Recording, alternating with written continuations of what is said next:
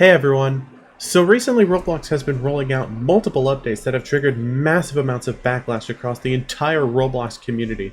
And after taking a closer look, it's absolutely for a good reason because, oh my, the updates in question might genuinely be the worst updates in Roblox history. They might genuinely do irreparable damage to the platform as a whole because they're extremely harmful to the fundamentals of Roblox. And one such update that'll be covered later in this video is literally violating international laws in broad daylight. In an admittedly lengthy history of Roblox updates that range from questionable to downright abhorrent, it would seem impossible at this point for Roblox to possibly stoop any lower, but they managed to find a way. There's 3 updates that I feel the need to highlight when it comes to terrible recent updates, and they're all awful for completely different reasons. The first update I want to cover is the least severe of the 3, and it's not even close to being fully out yet, but it should still be covered due to how bad it is when it comes to the developing process. An update known as Roblox Reality is an upcoming update that uses generative AI to overlay graphics on top of the Roblox game engine. Wow, an update involving generative AI, already off to a really bad start. However, what truly makes this update so much more baffling than it already is the way that AI works. On paper, the purpose of this update is to make higher quality graphics much easier to make because AI could seemingly be used as a shortcut for that. However, the way AI works is just completely incongruent with how any game engine should simulate any world.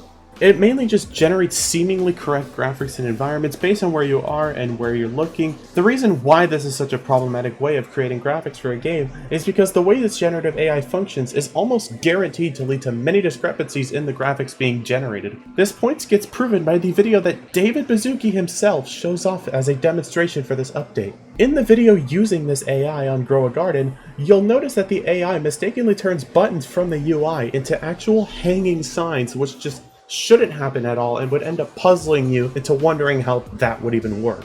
If a mistake this egregious made its way into an official demo video, that's a really bad sign, and it's indicative of the very real possibility that this generative AI might make many more mistakes that are just as bad, if not worse, which can make the AI so hard to work with if it's not significantly reworked. Hey guys, Editing Ronald here.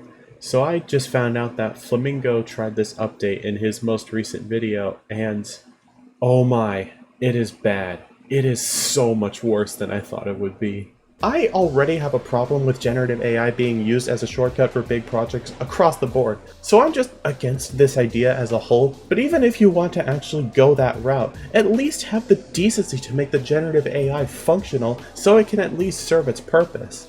Anyways, let's move on to our next update for this video.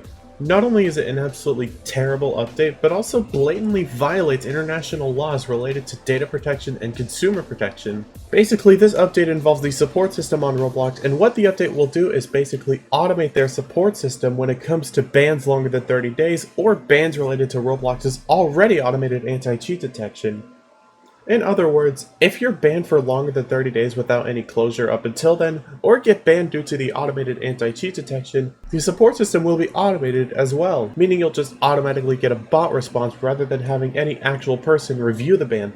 That's actually a sickening change for Roblox to make. I think the reason this update was made is that automated systems are way cheaper than getting actual people involved in the appeal system, and Roblox is just being greedy and trying to keep the money they have, rather than work with a more costly support system, despite that other system being far more reliable, since actual people are reviewing potentially unfair bans, instead of just AI automatically responding to them. While this claim is speculatory, I wouldn't be surprised in the slightest if it was true. Now, here's why the support system is such a bad idea. The first major problem with this is that the anti-cheat system that can actually get you banned or a game taken down is notoriously unreliable. Many people and games that were completely innocent have been falsely banned or taken down because of how bad Roblox's automated systems are. I even have a video on my channel covering an instance of this happening to Flood Escape 2 community maps. So if you're falsely banned by Roblox's unreliable automated moderation or anti-cheat, you could be completely out of luck when it comes to getting any proper review, because now the support system is just automated and you'll just automatically get this reply straight from the AI support system. This is such a problematic system and can make many Roblox players fear that a BS system could strip away an account they've spent years playing on with pretty much no hope of getting it back. Not only that, but this update completely violates international laws, mainly laws in the European Union related to digital rights. Article 22 of the GDPR explicitly states that people should have the right to not be subjected to a decision made entirely by automated processes. Not only that, the Digital Services Act, which was established in late 2022, says that providers of online platforms should ensure that complaint handling systems, including ban appeals, should be handled by actual qualified staff, not automated systems. So, to sum this all up, Roblox is literally breaking international laws and stripping away digital rights from hundreds of millions of their own users just because they don't want to spend more money on actually qualified staff and moderators to review ban appeals. If that doesn't convince you that the people in charge of Roblox are greedy piles of garbage that don't care about any of their users, I don't know what possibly can. However, the next update I'm about to cover proves that not only do the people in charge of Roblox not care about their users' rights, but they also don't care about their users' safety either. The update in question is the Roblox Kids and Roblox Select update. As of right now, this update has incited the largest amount of mockery, and many large users have already gone to great lengths about it. But I still feel that this update should be covered as part of this video because it is a fundamentally broken update. The way this update works is that it'll separate Roblox into 3 different age groups: Roblox Kids, which is meant for ages 5 to 8, Roblox Select, which is meant for ages 9 to 15, and regular Roblox, which is meant for people 16 or older. There will be different limitations for each group. Roblox Kids will only allow games with the minimal or mild content ratings, and chat will be off by default unless it's activated by a linked parent account. Roblox Select will now allow games with the moderate content rating, and chat will be allowed but with certain safeguards. And regular Roblox gives you access to games with every content rating that isn't restricted, and chat is just on by default. Also, if you don't verify your age through one of their age checks, you'll automatically be placed into Roblox Kids. My first major problem with this is the massive loopholes in the update. First of all, Roblox's age verification is way too easy to sidestep. There are examples of people either using photos of different adults or faces from video games like Death Stranding 2 or Cyberpunk 2077 to trick the AI face scan into thinking they're adults. It's easier than you may think. However, an even more sinister loophole is one that a YouTuber known as Thinknoodles has pointed out. A predatory individual could create an account and not do the age verification, so the account can automatically be restricted to Roblox Kids, and they can create another account and do the age verification confirming they're an adult, link the 2 accounts together as child and parent, and allow the supposed child account, actually made by a predator, to chat freely, basically giving the predators the ability to groom children without any more barriers in the way. The fact that such massive loopholes even exist in the first place suggests that the people in charge of Roblox either put absolutely no thought into this update and completely rushed it out, or just don't care about their younger users' safety at all and only released an update like this to fool people into thinking they do care.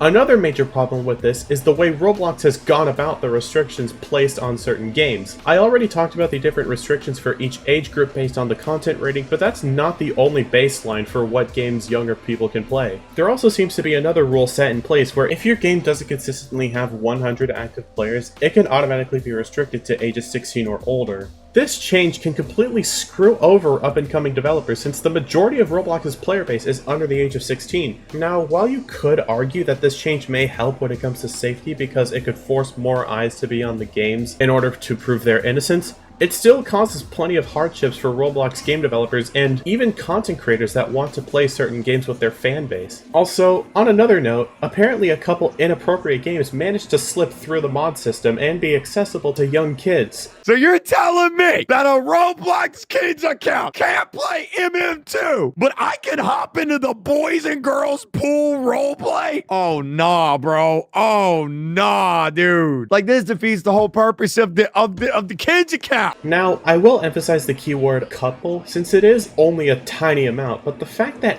any inappropriate games are slipping through and kids are still allowed to play any of those in the first place is still something that needs to be addressed. So yeah, this update is fundamentally flawed, it's littered with loopholes, it screws over developers, and the content rating system isn't even foolproof.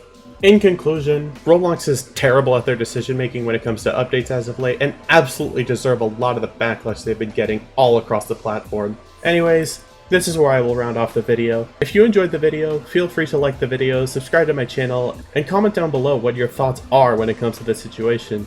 Thank you for watching, and take care until next time.